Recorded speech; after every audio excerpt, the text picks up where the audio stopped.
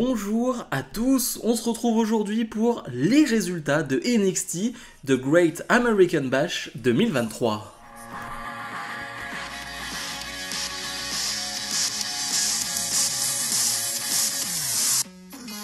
Et on commence directement avec un match dans le kick-off, un match 4 contre 4 mixte.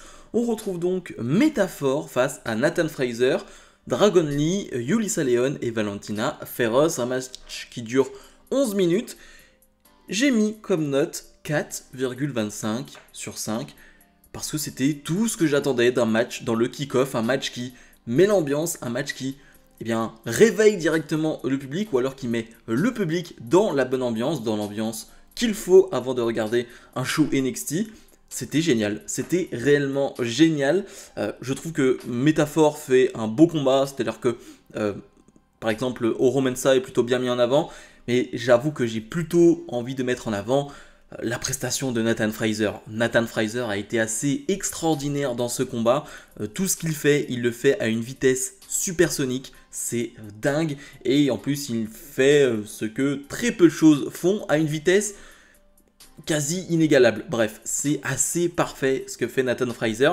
J'aime beaucoup des trucs tout bêtes, mais la prestance, le charisme de Jakara Jackson du côté de Métaphore, ça... Malheureusement ou heureusement, ça ne se contrôle pas. Hein. Soit tu l'as pas. Cette aura, cette prestance, elle l'a. Ça, c'est clair. Maintenant, il va falloir sur le ring améliorer les choses. Et je suis indulgent. Hein. Ça fait seulement quelques mois qu'elle est là. C'était son premier match en PLE. Et ça se voit d'ailleurs parce qu'elle était stressée. Stressée à tel point qu'elle en a oublié d'enlever ses lunettes sur la tête avant de rentrer pour la première fois sur le ring. Ça veut dire quand même qu'elle était stressée. Et autre chose aussi, un truc tout bête, je trouve qu'elle a de superbes droites. Voilà, en termes de brawl, je trouve qu'elle vraiment elle a de superbes droites, de superbes coups d'avant-bras. Voilà, ce sont peut-être des détails, mais je trouve que ouais, à ce niveau-là, ça fonctionne bien. Et donc, il y a quelque chose qui m'a marqué pendant ce combat et j'ai eu une révélation. C'est tout le flou qu'il y a autour de Lash Legend. Je m'explique. Ça fait maintenant 2 ans qu'on la voit du côté de NXT. Elle a commencé du côté d'NXT 2.0. Et je ne vois aucune amélioration. Bref, je vois le physique, je vois le charisme, mais ça va pas plus loin. Et hier, pendant le match, je l'ai vu face finalement à Nathan Fraser, face à Dragon Lee, face à Yulisa Leon et face à Valentina Feroz. Et je me suis dit, mais en fait le problème est évident. C'est une big girl. Lash Legend est une big girl qui ne catche pas comme une big girl. Et ça, c'est problématique. Alors, pour préciser, big girl... je la mets dans on va dire la case Rhea Ripley, Raquel Rodriguez, pour vous expliquer un peu si vous ne comprenez pas, si vous n'avez pas ce terme-là. Et c'est problématique parce qu'elle ne catche pas, comme une big girl. Et elle devrait, parce que par exemple, au bout de quelques secondes de combat, elle porte un moonsault qui d'ailleurs, dans l'exécution, est assez parfait, mais dans le finish, c'est-à-dire qu'elle retombe plutôt mal. Et tu te dis, mais ouais, c'est ça qui va pas. Catch comme une big girl, t'es immense. Quand je dis immense, c'est qu'elle a un gabarit vraiment imposant. Quand tu la vois face à ces hommes-là qui sont certes des points légers ou points moyens si vous voulez, elle est immense, elle est grande. Catch comme une big girl. Et je pense que vraiment ça c'est le plus gros souci. Je pense que si elle catchait comme une big girl, comme une Raquel, comme une Rhea, ça irait tout de suite mieux. Bref, c'est peut-être un détail, peut-être que j'en fais trop pour un kick-off, mais je trouve que c'était important de parler de Lash Legend. J'ai enfin peut-être compris le problème. Bref, finalement, c'est les Faces qui vont gagner. Je m'attendais à une victoire des Heels, mais non, pas du tout. C'est Dragon Lee qui va donner la victoire à son équipe. Voilà, pas grand chose d'autre à dire sur le finish, à part que franchement le match était vraiment excellent pour un kick-off. La carte principale qui s'ouvre avec Gallus qui défendent leur titre de champion par équipe de NXT face à Tony D'Angelo et Stax. Un match qui va durer 8 minutes.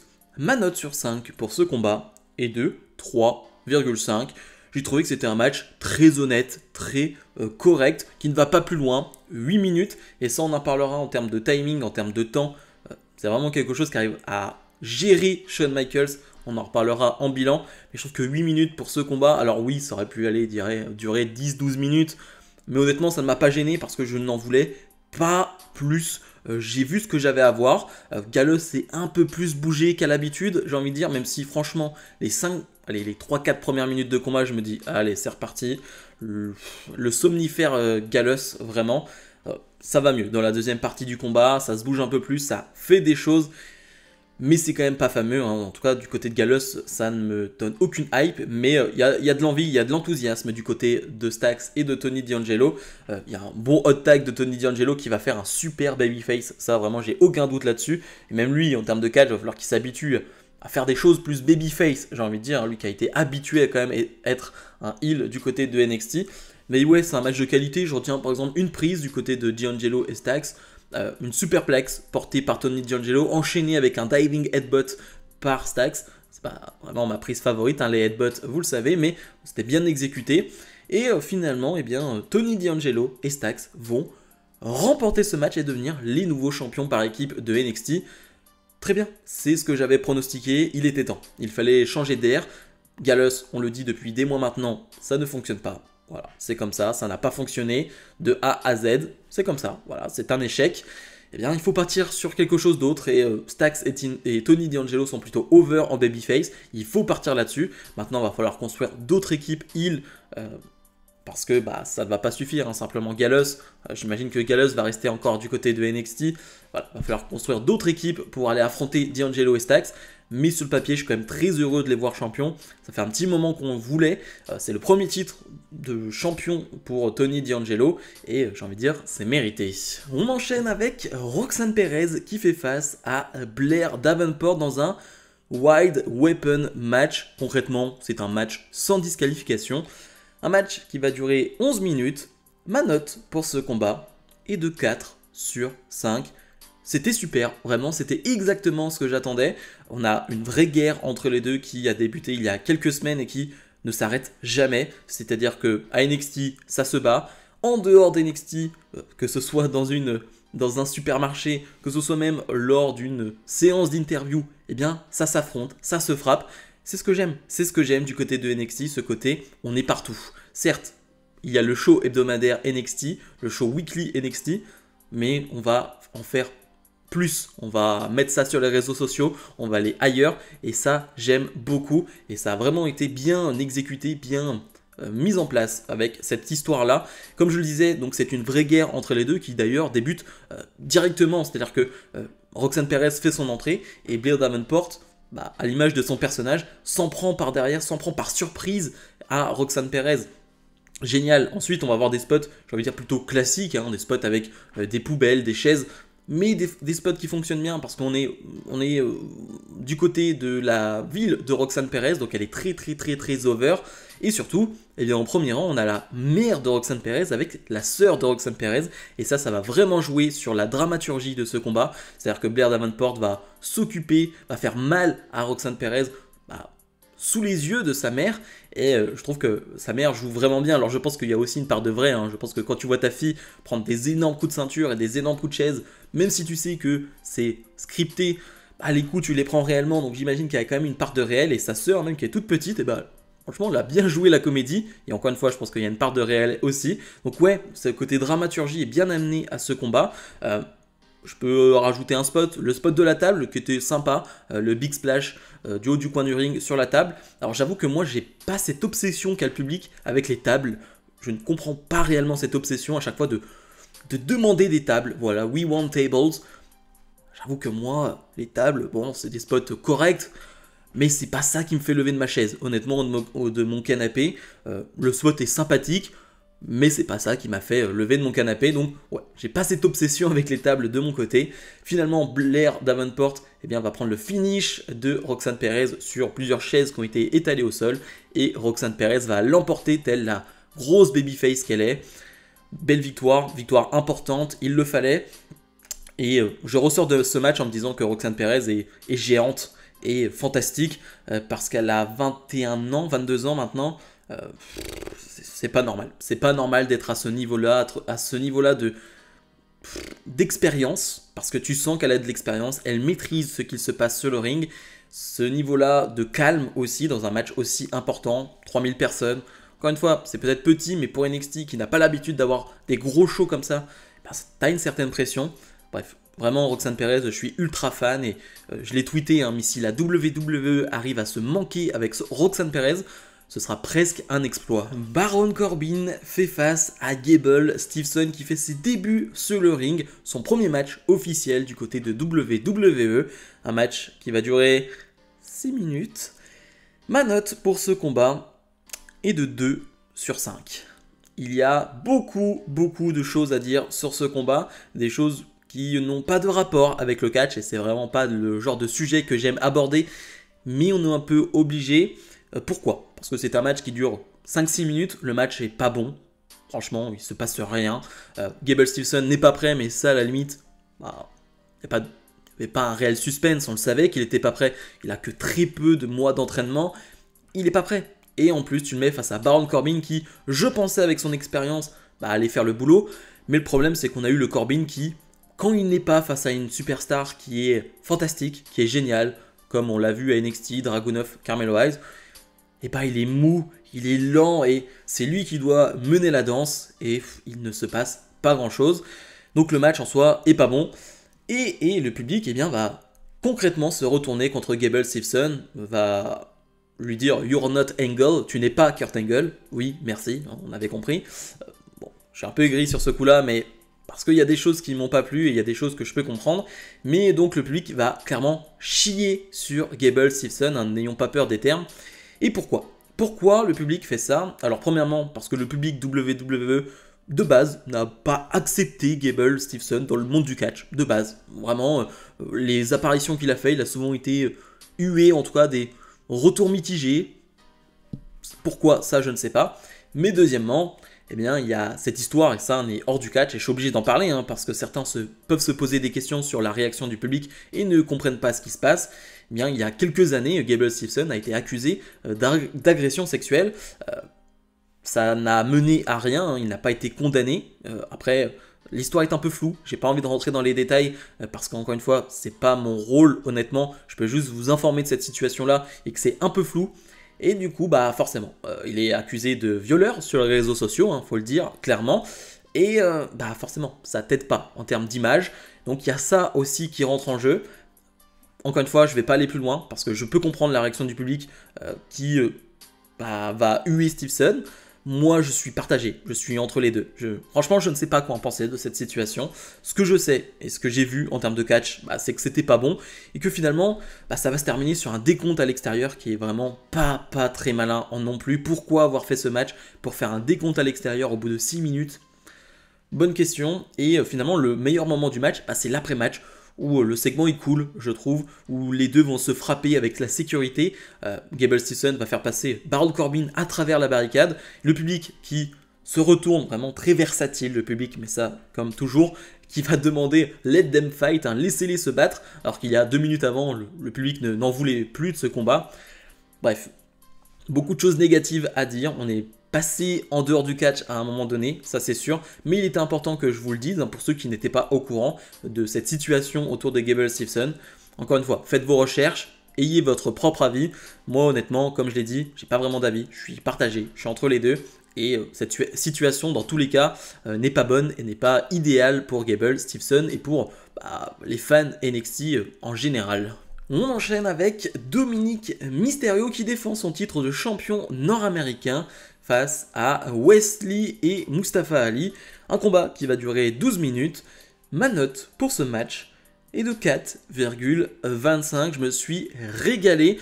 Je l'avais dit lors de ma preview de ce combat. On a 3 gabarits assez similaires. Des gabarits assez légers qui vont vite, qui sont dynamiques. Et on l'a vu pendant ce combat, même si honnêtement Dominic Mysterio est souvent mis de côté et il est rajouté à certains moments pour rajouter de la hit pour se faire huer au bon moment, c'est très bien. Il ne fallait pas que Dominic Mysterio soit la pièce maîtresse de ce combat en termes de catch, juste qu'il soit rajouté à certains moments pour justement se faire huer, pour casser le rythme du combat. Et ça a été très bien amené, et on a Rhea Ripley qui a accompagné Dominic Mysterio qui va avoir un gros rôle à jouer comme dans tous les matchs de Dominic Mysterio. Donc ouais, globalement c'était un bon combat. Je pense qu'on aurait pu aller plus loin, là aussi, 12 minutes, c'est bien timé aussi. Je pense que ça aurait pu faire 15 ou 16 minutes, honnêtement. Mais 12 minutes, ça me va. Et comme je l'ai dit, il y a vraiment des spots hyper intéressants. Moi, dès le début du match, j'avoue que j'aime beaucoup la dynamique qu'il y a. Parce qu'il y a tout ce truc de Wesley et Mustafa Ali veulent s'en prendre à Dominic Mysterio en 2 contre 1, mais en même temps tu as des tensions entre Ali et Wesley, ce qui fait que Dominic Mysterio va porter ses 3 Amigos en hommage à Eddie Guerrero, mais finalement ça va se retourner contre lui et va en prendre les 3 Amigos, mais en double souplex, si je peux dire, de la part de Lee et Ali. C'était plutôt bien amené ça aussi. Et comme je le disais, on va vraiment avoir des enchaînements entre Ali et Wesley qui vont vraiment se retrouver en 1 contre 1 pour une fois dans ce combat. Et ça fait des étincelles. Ça fonctionne très très bien. Rhea Ripley, comme je le disais, va avoir un gros rôle à jouer. Va s'occuper de Wesley à un moment donné. Vraiment, va le détruire, tout simplement, le faire passer à travers la table des commentateurs.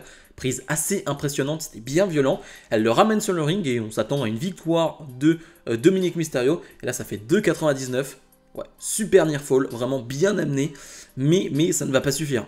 Ça ne va pas suffire parce que Rhea Ripley va continuer ses interventions jusqu'au dernier moment où Mustafa Ali va réussir à porter son 450 splash sur Wesley. Pense que ça va suffire, mais non, intervention de Rhea Ripley, c'est finalement Dominic Mysterio qui va faire le tomber sur Wesley. 1-2-3, victoire de Dominic, qui conserve son titre, très bien. C'est ce que j'avais pronostiqué, Dominic Mysterio va rester encore un peu du côté de NXT. On a eu un petit teasing de sa prochaine histoire avec un segment backstage avec Dragon Lee, très très bien. Mais ouais, certains sont surpris, certains sont déçus de la fin de ce combat avec une énième intervention de Rhea Ripley. Je suis pas surpris, je suis ni déçu. C'est le personnage de Dominic Mysterio qui est construit de cette manière. Dominic Mysterio ne peut pas remporter de gros combats sans Rhea Ripley. Il est construit de cette manière-là depuis des mois, et ça ne changera pas, c'est la manière dont Mysterio est construit, et ça me va. Il est faible, Dominic Mysterio est faible, il y a besoin de Rhea Ripley, et finalement, les tensions arriveront lorsque Rhea Ripley ne fera pas la bonne intervention, lorsque Dominic Mysterio peut-être voudra gagner seul et ça ne fonctionnera pas. Et là, ça va être intéressant. Mais pour le moment, il a besoin de Rhea Ripley, et on nous le montre, et moi pour le coup, ça me convient. Tiffany Stratton défend son titre de championne NXT face à Thea Hale, un combat qui va durer 11 minutes. Ma note pour ce match est de 4,25. J'ai trouvé ça très bon. C'est un match de soumission, donc tu ne peux remporter ce match qu'avec une soumission. Et ça apporte tellement de choses à ce combat parce que ça oblige les 2 superstars à changer un peu leur arsenal de prise, à changer leurs habitudes sur le ring. Et ça, je pense surtout à Tiffany Stratton qui va faire, j'allais dire une Daniel Bryan, bien évidemment j'abuse, mais vous voyez ce que je veux dire, dans le sens où elle va se régaler en termes de soumission, elle va nous régaler nous. Et ça peut être important pour la suite de la carrière de Stratton, peut-être d'incruster, d'ajouter ces prises-là dans son arsenal de prises régulier. Je pense que ce type de match-là va vraiment aider les deux, permet d'étoffer leur éventail, vraiment en termes de prise, en termes de caractéristiques sur le ring. Et c'est hyper important. Je rappelle que c'est le match qui comporte c'est le match le plus jeune de l'histoire, un match qui concerne un titre et qui concerne 2 superstars les plus jeunes de l'histoire. C'est-à-dire qu'on a un titre qui est en jeu et les 2 sont les plus jeunes. C'est-à-dire qu'on a 24 ans et 19 ans. C'est plutôt jeune, en effet. Mais ça me gêne pas. C'est-à-dire que je vois pas qu'elles ont 19 ans, je vois pas qu'elles ont 24 ans. Je vois juste un match de qualité. Alors, la fin de match, on peut en reparler, elle peut faire débat. Moi, elle fait pas débat avec moi. Parce qu'en fait, finalement, on a une Tiffany Stratton qui, lors d'une prise, va un peu mal retomber sur la nuque, sur la tête. Et tu sens que sur les 3-4 dernières minutes, ça joue. Elle est moins lucide, elle est peut-être un peu KO aussi, parce que finalement, elle doit porter un Boston Crab sur Thea Hale, et elle s'y reprend à plusieurs reprises. C'est-à-dire que Thea Hale va aller chercher les cordes, et Tiffany Stratton, à 2-3 reprises, lâche Thea Hale pour la reprendre. Mais honnêtement, ça m'a pas gêné dans cette situation-là, parce que certains ont trouvé ça gênant.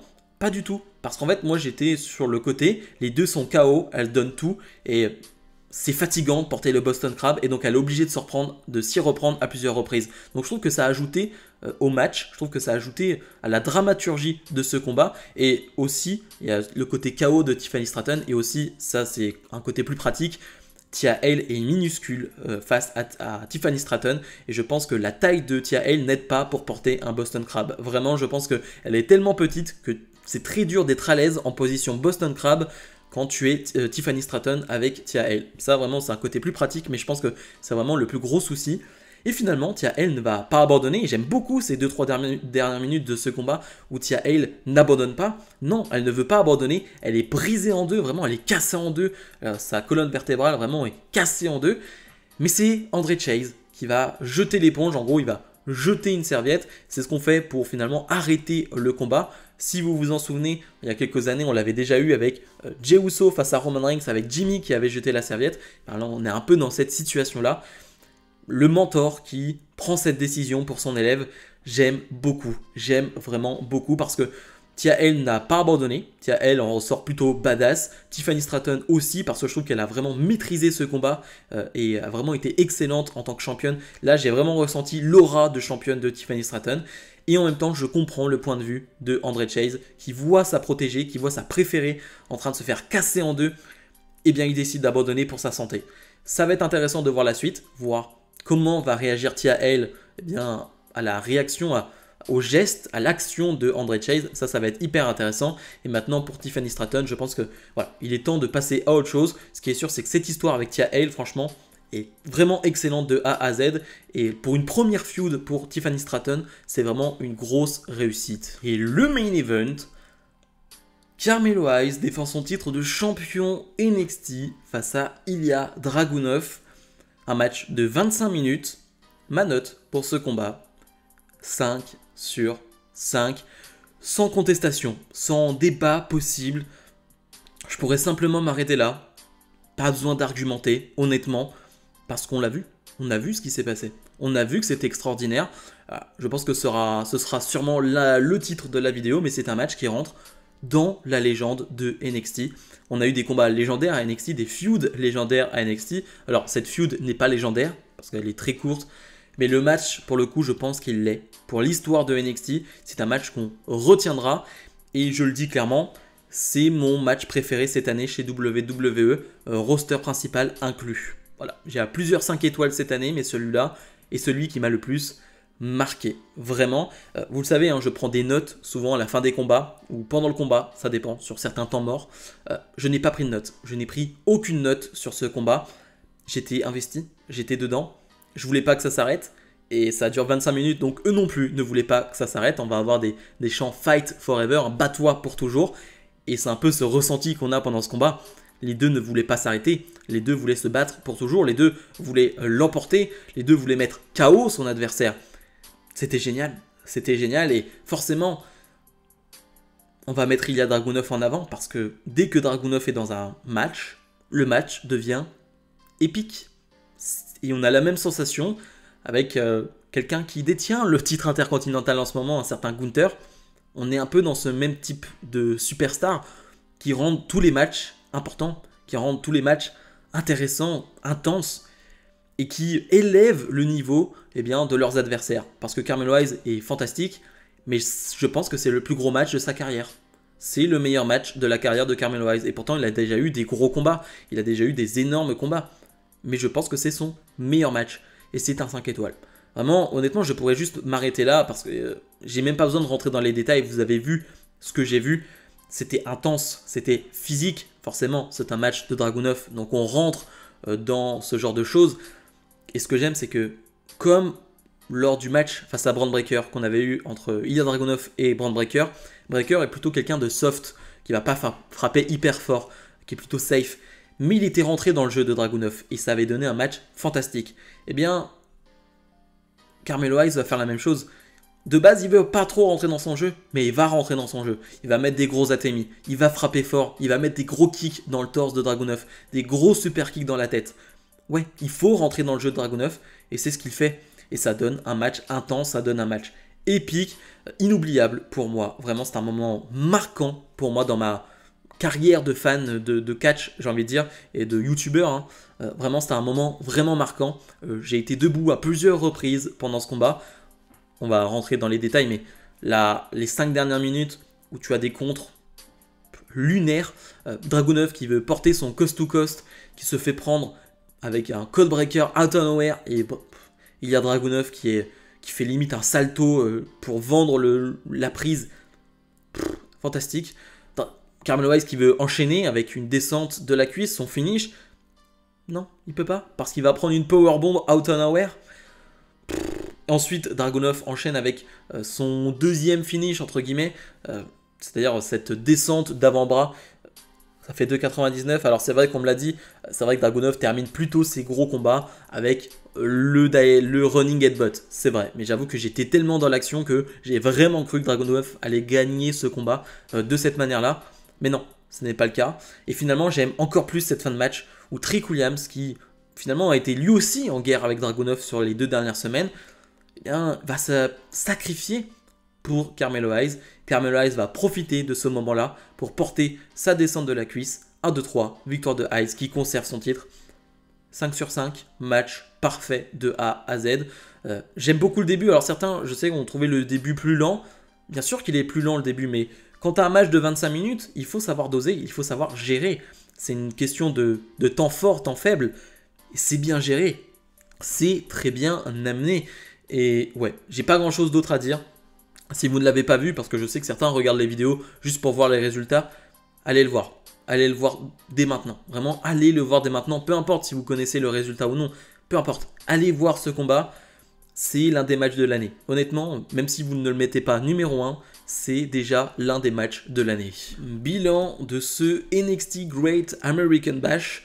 On a eu des hauts et des bas. Voilà, clairement en termes de notes, on a un 2 et on a un 5. Donc c'est vrai qu'on a un peu de tout. Mais globalement, je crois qu'on est autour des 4, 4,25. Ce qui reste franchement un show de très très grande qualité. Et j'en parlais en début de vidéo.